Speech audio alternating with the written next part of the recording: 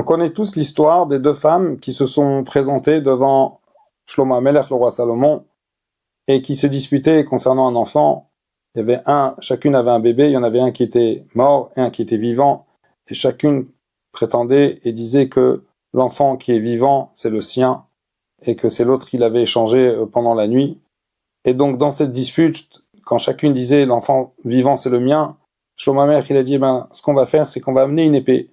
On va prendre l'enfant, on va le diviser en deux, et on va donner une moitié à chacune. Et là, celle qui était la vraie maman, naturellement, elle a été prise de pitié pour son enfant, elle a dit, donnez-le à ma voisine, pourvu que vous ne tuez pas l'enfant.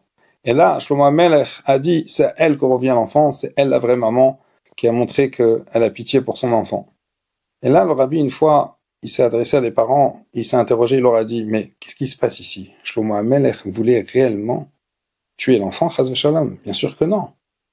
Alors, en vérité, ce que Shlomo HaMelech voulait, le rabbi explique aux parents, il a dit, c'est simple, il a dit aux deux femmes, on va partager la garde de l'enfant. Une semaine, il ira chez l'une, une semaine, il ira chez l'autre.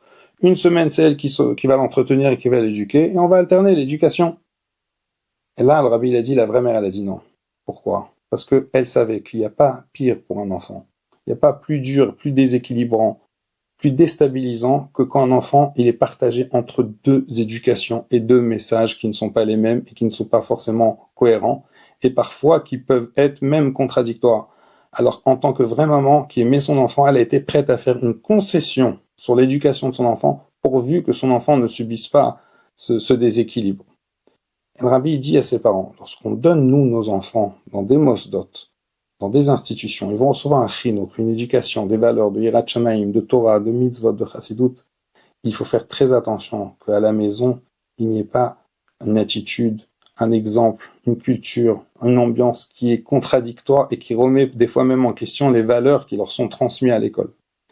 Et de l'autre côté, combien plus de réussite on pourra apporter à nos enfants quand, dans le sens positif, dans la maison, on va mettre en avant les valeurs et les enseignements, les bonnes choses qu'ils apprennent à l'école, combien ça favorisera la réussite, la tzlacha du chinour de nos enfants.